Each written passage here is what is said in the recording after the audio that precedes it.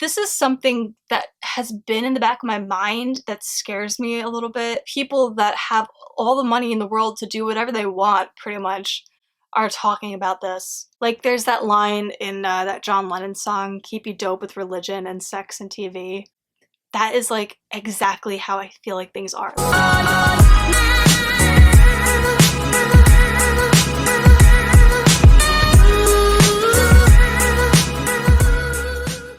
Hey guys, what's up? Welcome back to my channel, or welcome if you're new.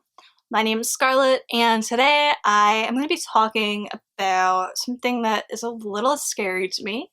It's not the video that I originally was planning to put up this week. I actually was going to put up an abduction case video that will probably be up either later this week or next week. Not sure yet, depends on how long this video is. So this video is going to be kind of just me speculating on this idea that billionaires are planning to leave Earth and basically leave the rest of us to die. I know it's not really the most positive video, and I try to be, I'm someone that's like, I really try to be a positive person. I believe in the power of positivity 100,000,000%, but that doesn't mean that there aren't dark things out there in the world and there aren't bad people doing shit. And sometimes I think it's important to be aware and to raise awareness, and this is something that I haven't seen a lot of people talking about.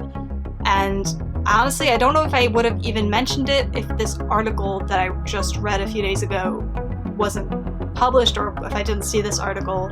I don't know if I would even be making this video, but it just kind of like pushed all of my fears to the forefront, and I kind of was like prompted. I'm like, I have to do this video. Like, it's something I feel compelled to talk about. Right now, it's going to be a lot of just speculation. I will be referring to this article a lot. If you see me looking down, it's just because there's certain quotes and things that I want to say correctly to you guys, just straight from the article. Okay, so I'm just quickly filming this on my iPhone because I already took down my camera, took it off the tripod and everything. Like, once that bitch is off the tripod, it's a wrap. But I just wanted to mention, I feel like I might have forgotten to mention that the article was published on medium.com. That's where I got this article from. So yeah, just wanted to say that. So this article was published on July 5th, 2018. So the time this video goes up, it was just like last week. And it was written by a man by the name of Douglas Rushkoff.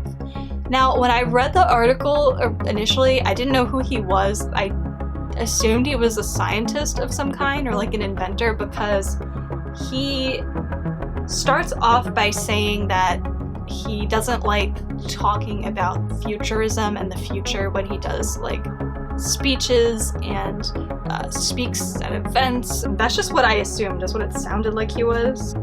He never said he was or anything in the article, but that's just what I thought. He's an American media theorist, writer, columnist, lecturer, graphic novelist, and documentarian, according to Wikipedia, which I know, we all know this, we learned this in high school. Wikipedia is not the best source of information, but I think we can trust them to know what the man does for a living, hopefully. People really trust his opinion on the future, because like, this whole article is about a meeting that he was called to by 3 mystery wealthy billionaire guys, like the top of the top. And so the gist that I'm getting from this article, their concerns primarily were 2 things. 1, immortality, and 2, having an escape plan to get the hell off this planet when shit hits the fan. They kept referring to the event, which is basically their euphemism for when catastrophe strikes on Earth, when there's something that causes like, what is it? What I think of is that movie Deep Impact. They call it ELLE, extinction level event. What do you know about ELLE? I know you should have picked a better cover story than a sick wife. See? What'd I tell you? That's what they're referring to. Basically, you know, an asteroid is gonna hit Earth, or, you know, there's nuclear war or some kind of plague that wipes everybody out. These guys want to ensure that they will basically live through anything and live forever. I can't fault anybody for that. I mean, it's human nature. I'm not sure about the morality of that. I'm not a religious person necessarily, but I am spiritual, and I don't know. My opinion, that's just my opinion. Just saying, I don't know how I feel about that. But I get it. I get why people want to live forever. The idea of death is scary to people. You know, I do believe there's life after death. I don't know what it is exactly, but I do believe in it. But I can understand there's people that need concrete evidence of things to believe something. I'm not saying these billionaire people aren't spiritual people. To me, thinking like if you really want to never die, you always want to be like in the same consciousness, in the same body that you are. Well, they don't want that necessarily. But if you want to just keep going and going and going and never like have your spirit pass on, it just seems like you don't believe in that. But whatever, it's neither here nor there. I'm getting off topic. Let's keep going. Okay, so they were asking him a lot about things that are already in motion, things that are already being researched, such as reversing the aging process. We also think that technology can help fight aging. Well, we've made a lot of progress over the last 150 years. You know, the maximum life expectancy in 1840 was 46 years among Swedish women. Today it's something like 87, 88 years. I think we can do a lot more. I don't think we're going to solve, we're going to find sort of a single magic pill that makes people live forever. I think it will be a lot of specific blocking and tackling. And transferring your consciousn's into a computer so that, you know, when your body goes, you still have your mind. You are still there. Right. Well, we start with the idea of extending our mental capacity with AI. So we've already done that. You misplaced your cell phone, so you're not enhanced at the moment. But most people, if they leave their cell phone, they feel like they're incomplete.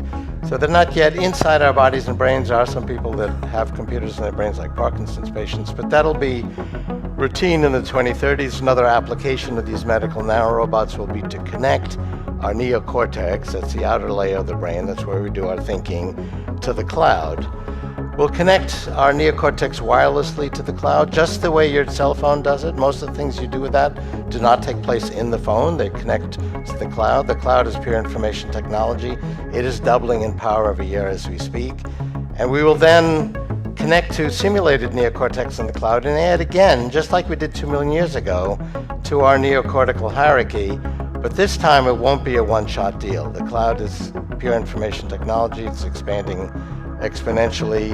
And so we will be a hybrid of biological thinking and non-biological thinking, which I believe has already started with these devices outside our body. And we'll become smarter.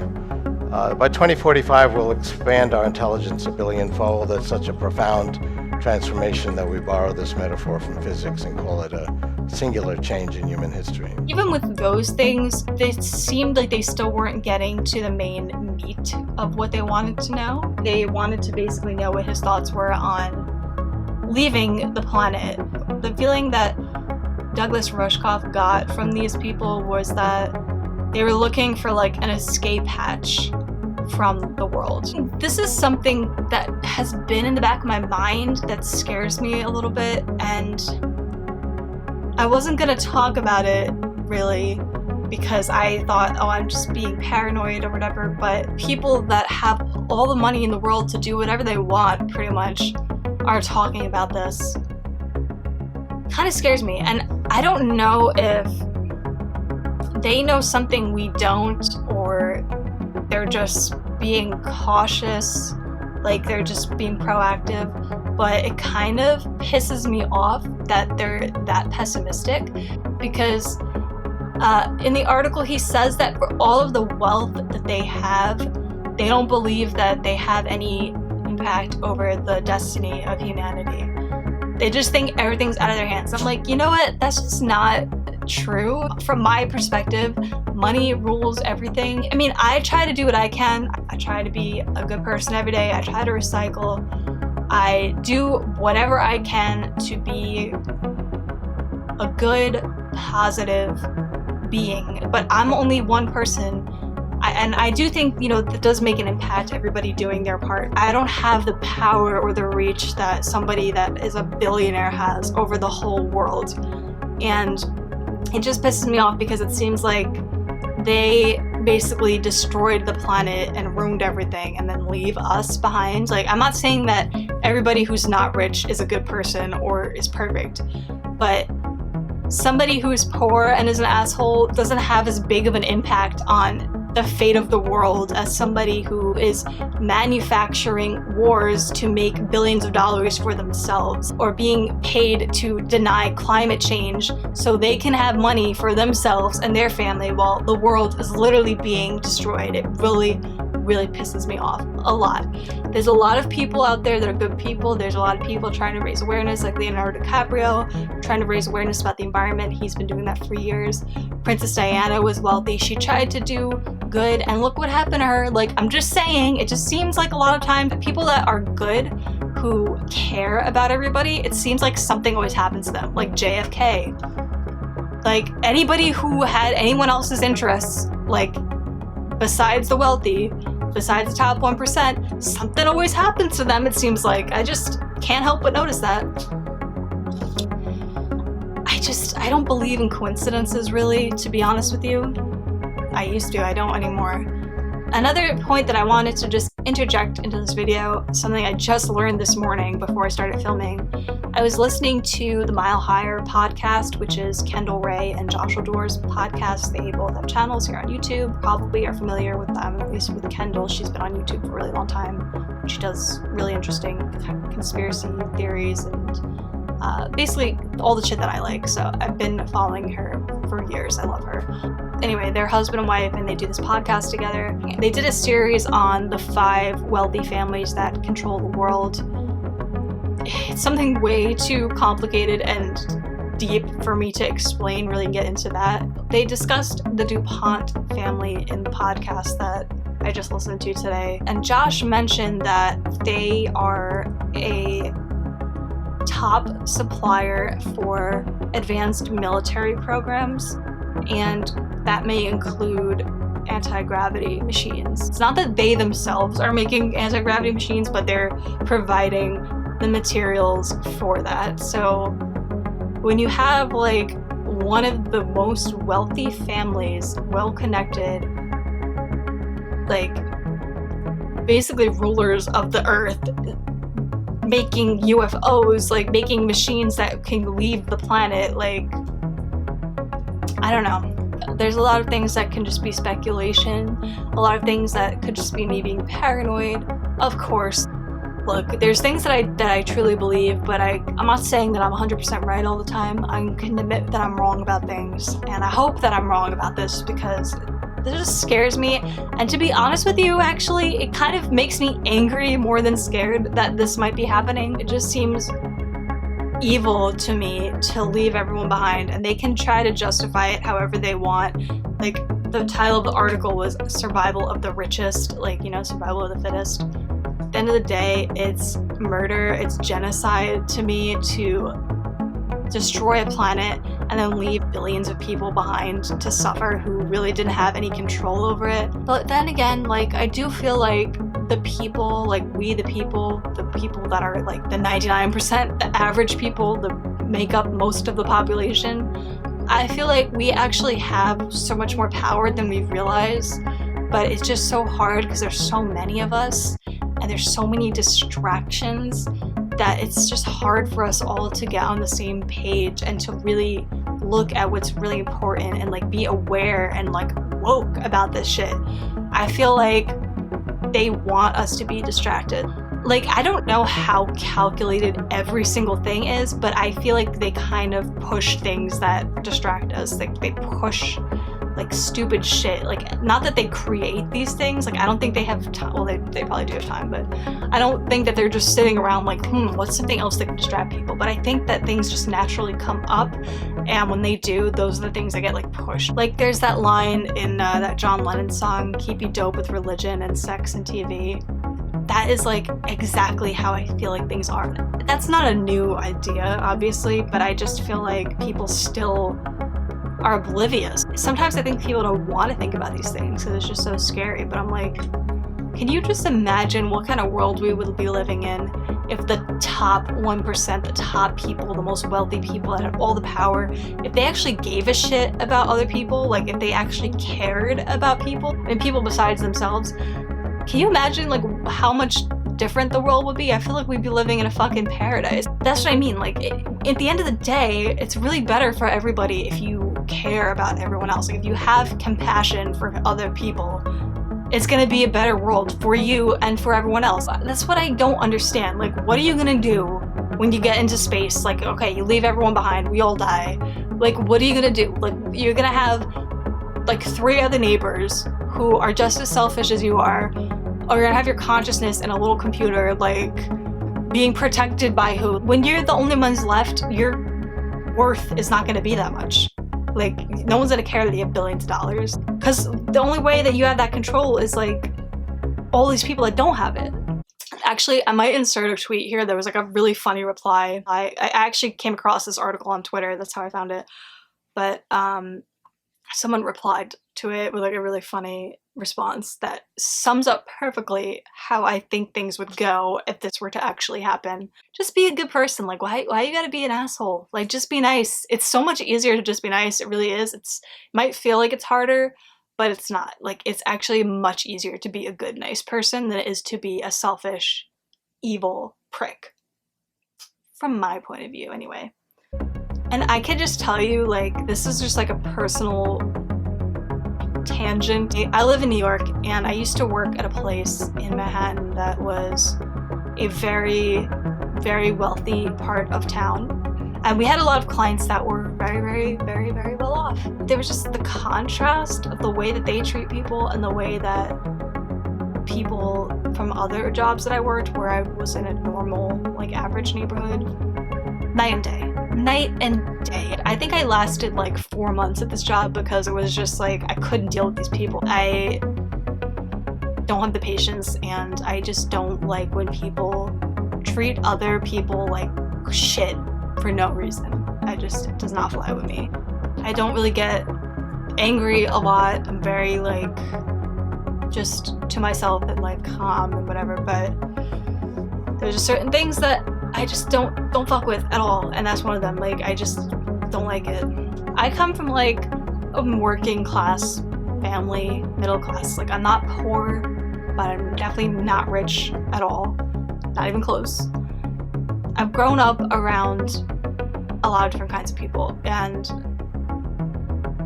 I can tell you there's just a level of understanding and compassion among people that have known struggles and people who have to work hard and just raised differently than other people. And I'm not saying that anybody who's rich or born rich just automatically is a dick. Not true at all. There's a lot of people who are good-hearted people, and wealth doesn't change that about them. But I do feel like money does change people. It's almost like it has its own intelligence. It's like evil. It truly is. I don't know how to explain this. I feel like I'm sounding way too dramatic right now, but like, wealth does something to people if they let it. It can change you as a person. That's why I just don't underestimate wealth. I don't underestimate the wealthy people. I don't underestimate the top 1%. Oh God, there's so many things I can talk about in this video. I really feel like I've gone on like 6 tangents, but I hope this made sense. And I do want to say, my goal with this channel is not to scare people. I don't want to be like a fear monger. If anything, I want to just be a source of inspiration.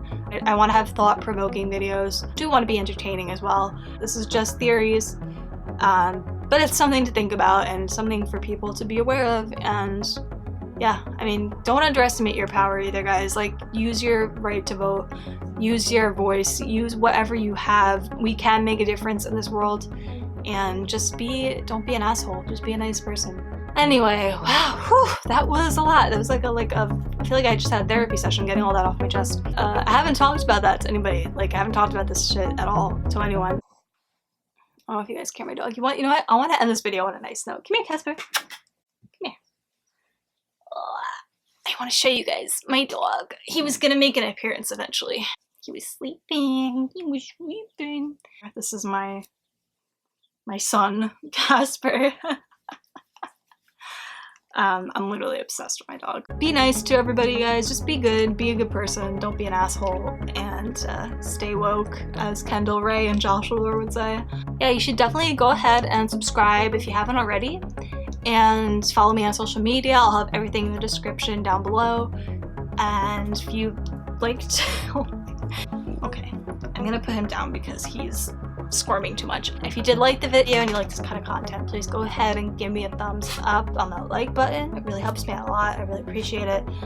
And yeah, thanks so much for watching, guys. I hope to see you in the next one. Bye.